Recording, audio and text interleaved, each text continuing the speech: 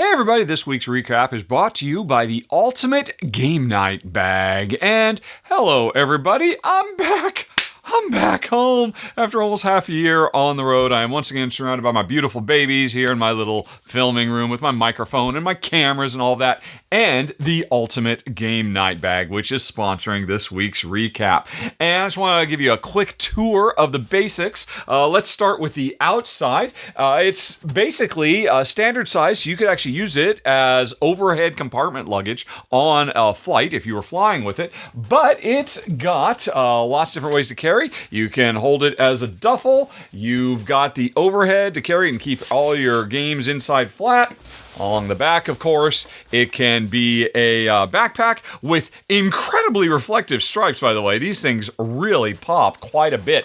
And I have to admit, I was kind of surprised when I first saw it that it includes cup holders on both sides, which is a nice touch. Haven't really seen that. But it's not so much for carrying your beverages, although that's nice. It's actually for carrying your game mats, because you can slot your game maps in here, strap them here, and they're not going anywhere. Very, very clever design there. But then, of course, that's the outside. And man, folks, I gotta tell you, this thing is sturdy. In fact, let me see, I think I've got a video of the developers of it actually using a forklift to put this thing through its paces. They overloaded it, and then drove around on bumpy roads to see if it could survive. And if you want to see that and more stuff on the Kickstarter page, there's a link for it down in the show notes.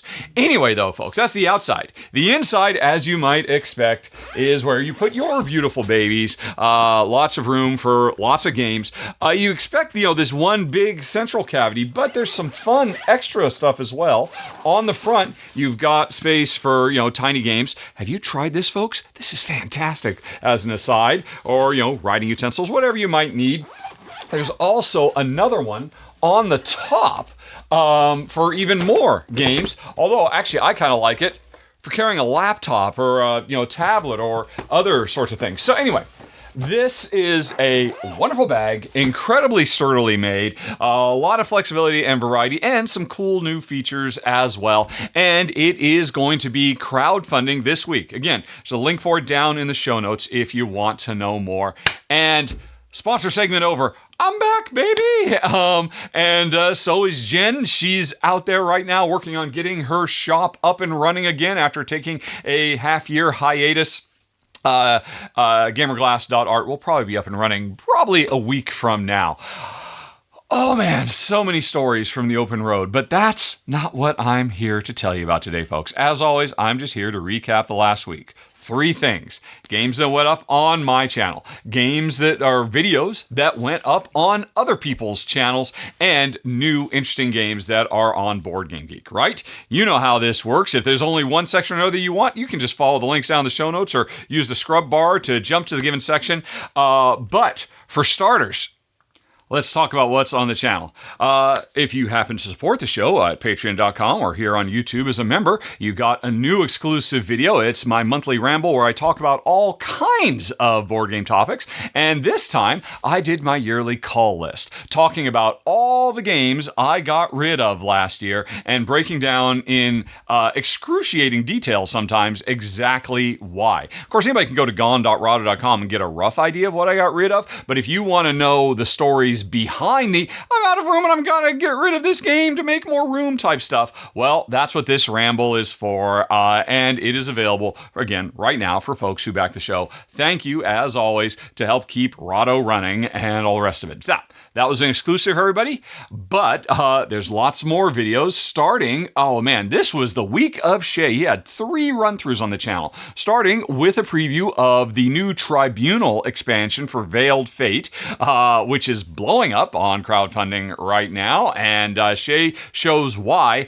this for him is kind of an essential expansion, and I think he's not alone in that. A lot of people are kind of looking at it the same way, and you can watch him run through it. He also did a fun preview for Robot Quest Arena with a new BattleBot expansion. First of all, this is another chance to get the game with some of the coolest miniatures you've ever seen, but if you're looking for deck building, battling robots with a lot of character and charm, this is definitely worth watching. And then he also did a run-through for Sea of Thieves, which I guess is kind of an adventure-y, kind of fantastical 4X game where you're exploring, expanding, exploiting, and exterminating, but there's all kinds of big sea creatures, and the game has some really interesting choices in the design that kind of constrict you and make you work really hard for your adventure, and it's a lot of fun looking too, if that's the kind of game you're after. Now, it's not just Shay on the channel, there are other people. How about Amy and Maggie doing a run-through for Stone Spine Architects, which man, every time I see this game, I want to play it more, especially now that I've watched them. This is building a dungeon, or it's actually a maze, because we're Minotaur architects, and we're trying to grab the right tiles, lay them out to make the ideal maze, but we're also engine building at the same time. And Amy and Maggie do a pretty good job of making it look pretty awesome. I'm also on the channel, folks. I promise. I did a rapid review for Ark Nova Marine Worlds, where I talk about why it is a must-have expansion, how it radically improves the core experience of Ark Nova, and then it fumbles. It drops the ball on the 10-yard line, and there's one crucial missing element that I talk about in this rapid review as well. And it seems to have prompted quite a bit of discussion in the comments, let's just say. Also, I've got my latest Q&A, where I answer all kinds of questions. This week's really focused a lot on board game burnout. Talked a lot with my wife, Jen, about what makes her burn out on games, what she has lost interest in, and what we can do to keep our enthusiasm up, plus some other stuff. Interesting segment on bad gateway games. Things that everybody says, this is a great gateway game. No, it's not, and I'll tell you why, and how to ensure you avoid gateway game catastrophes, as one of the people who wrote into questions at Rahdo.com ran into. So, that's what we've got on my channel, Rahdo Runs Through, but there's a lot of other channels out there, folks. So let's talk about some of the best of the best. First of all, Play the Game HQ. They were at the Gamma Trade Show last week, as was, it seems like, everybody in board game media except for me, because I was still driving back home. And one of my favorite videos that came out of Gamma was the podcast on a stick. They actually did a couple of quick podcasts on a stick episodes. And this one was with Ray. And yes, Ray is a regular contributor to the channel as a member of the R&R show. But man, this was fascinating to hear her talk about her experiences coming over to the OP, leaving CGE, coming to the OP, and under her watch, she has raised their monthly views on TikTok, if I recall correctly, from like a couple 100,000 to 8 million views in 1 month. So, that's the main thing they talk about, and I was certainly watching because I guess I should get on TikTok, I suppose. I would also like to get 8 million views a month. That is not the norm on YouTube, certainly for board game content. Anyway, Ray, as always, is fantastic and charming and personable and knowledgeable, and this is a fun little 7-minute interview about that. And speaking of TikTok, might I suggest a game is back? Alex, Game Sommelier, I mean, obviously, I now understand why he does all his work on TikTok, and I understand why it's tough to get him to do more videos on YouTube. So whenever he appears on YouTube, I think it's worth celebrating, and this time he did a top 10 games for couples, really focusing on his own experience playing with his wife. We did a couples video a few weeks ago, maybe a month ago on the R&R show, so it's good to get some more varied, and I gotta say, some of his I hadn't heard of. One of them I very strongly disagree with, but it was certainly a good list. And Alex, you're doing a great job.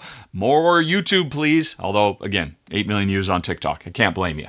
Okay, what else was there? Right. Oh, Ruel is moonlighting, folks, because he is now doing a new weekly live stream with Becca Scott of Good Time Society. It's called Good Morning Society. I believe they're live streaming on Wednesdays now, and this is a link. And by the way, there's links for all the videos I'm talking about today, folks, down in the show notes. You can jump right to them. This was their latest episode. They also were at Gamma, and they're actually talking about some of the games they saw that really stood out. This is a relatively new show for them where the the two of them every Wednesday just sit down and have kind of like a morning talk show type thing with the two of them talking about all kinds of topics and whatnot and just having a great time. Well, I was going to say two of my favorite people, except I never met Becca, but I feel like she'd be one of my favorite people if I ever meet her in real life. But I love Ruel, and this is a fun new show. The two of them are just absolutely fantastic together. What else did we have? Oh, speaking of Gamma, Grant Lyon also went to a Gamma, and he did his top 10 amazing upcoming board games, the best of Gamma Expo. There were a few different videos out there of people saying, hey, here's some of the upcoming stuff. But as always, Grant, I think, probably did the best because it's really great. He broke it down into 10 different categories and why, this is the best new party game. This is the best new two-player game. This is the best new co-op game. This is the best new, although actually I think he cheated on his best new Euro-style strategy games. Anyway, as always, he does a fantastic job very rapidly summing up what makes these games special. And I think it is definitely worth your time if you would like to know about some cool stuff coming up that Grant learned about. And you know what, folks? I'm not quite sure how this happened, but pretty much all the other channels I'm talking about this week are channels that are kind of satelliting around Rahdo, runs through all the contributors. So they all do amazing stuff on their own channels. And Ryan of Nights Around a Table did an amazing 90-minute long live stream where he put together what has to be the most complex game components in all of board game history. These metal player boards that you have to put together for an age contrived. It's hilarious. It's a really entertaining thing where he's watching the how to put it together video and saying, whoa, too fast, pause, rewind, and then trying to do it himself. And then also talk about where has he been for the last few months. He's actually working in the video game industry, and the game he's working on sounds amazing to me. I'm very excited about that. But anyway, a blast, occasionally interacting with the live audience too. But then also, at one point he said, it's like trying to defuse a bomb, putting this thing together. And it was a very entertaining watch from start to finish. And let's see, we've got one more to talk about. And hey, it's the guys from Shelfside. I have mentioned several times, I think, that Shelfside is, as far as I'm concerned, the best board game review channel there is, or at least certainly my favorite. I think they do an amazing job, and they show why they're so amazing with Oathsworn is unbelievably thoughtful. And, I thought I'd kind of sworn off Oathsworn, quite frankly, but, Daniel almost convinces me to go back in by pointing out a lot of stuff that other channels just don't point out, because these guys, they put so much time in with these games before they actually put their video together. And then they just have observations you will not see anywhere else. And made me appreciate things that I had missed myself when playing Oathsworn. So, it's fantastic, as always. A great video from them. And you think, oh, did I break my list? I had everybody on the other channels were associated with the channel. Well, did you know, folks? There was a time when the Shelf Guy guys were almost contributors to the channel. We came this close, but it didn't quite work out. But I will continue watching them as I think Ash and Daniel are the bee's knees. Okay, folks, so that is it in terms of new videos on our channel, new videos on other people's channels. But what about new games? I promise new games, which I think is what a lot of people are here for. Well, I've got 5 to tell you about that I stumbled across on Board Game Geek that I thought were so good, I'm adding them to my wish list, and maybe you should too. What are they? I'm glad you asked. Let's start with Kyoto no Neko, where we play as kittens and explore the modern-day city of Kyoto, Japan. Just that log line alone has me in. I want to play as a kitten, befriend schoolboys, fighting aggressive stray cats, stealing food from other players' neighbors. Okay, I'm not excited about stealing food, but hey, kittens gotta eat, and I will definitely give this a go. It's from Madigo and Cedric Millet. Or Millet? Do I know Cedric? I should have looked this up before I started going. Oh yeah, Meeple Circus is a big deal. It's got a lot of expansions. Everybody loves Meeple Circus, and now he is doing an adventure exploration game all about cats or kittens in the big city of Tokyo. And I gotta say, folks, That sounds absolutely awesome. Who says there aren't new, fun, cool themes in board games? Kyoto no Neko would be my entry into evidence to counter that observation. Next up, we have adulthood, where you spend your time, energy, and money navigating your adult life. I love game of life style simulations, especially when they're turned into new, modern, Euro style sensibilities, as opposed to the classic game of life that I grew up playing as a young kid in the 70s. Anyway, this one from Brotherwise Games and Johnny O'Neill sounds really interesting. Setting up from Pursuit of Happiness or CV. There's so many of them. Your Best Life, etc., etc. This one seems like throughout the game you need to focus on balancing your personal happiness and the impact you make in the world. That's a new twist that I have not seen in other games of this ilk. But that sounds very interesting to me. A game that kind of analyzes, the tension between trying to improve myself but also improve the world, and how do I find meaning and a well-lived life between those two different drives. I think that sounds amazing. Now, this is another thing that's interesting. It features, according to the category, mature adult humor, I guess. That is not something I've seen before. I don't know. We'll see. But like I said, I'm always here for these kinds of games. And so adulthood sounds very, very interesting to me.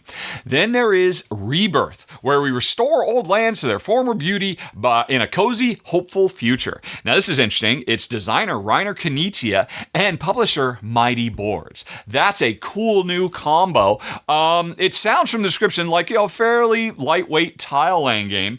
But it is set, as it says right here, in a lush, cozy, and hopeful future. You've got me right there, because honestly, that's a message we could use more of in board games. Fewer post-apocalyptic landscapes, please, and more positive views about how we might actually make it through to a better tomorrow. It's fantasy, farming, science fiction, tile placement from Reiner Knizia. Mighty Boards, they are definitely on a streak, and so I'm expecting good things. Can't wait to see some box art for this. Rebirth.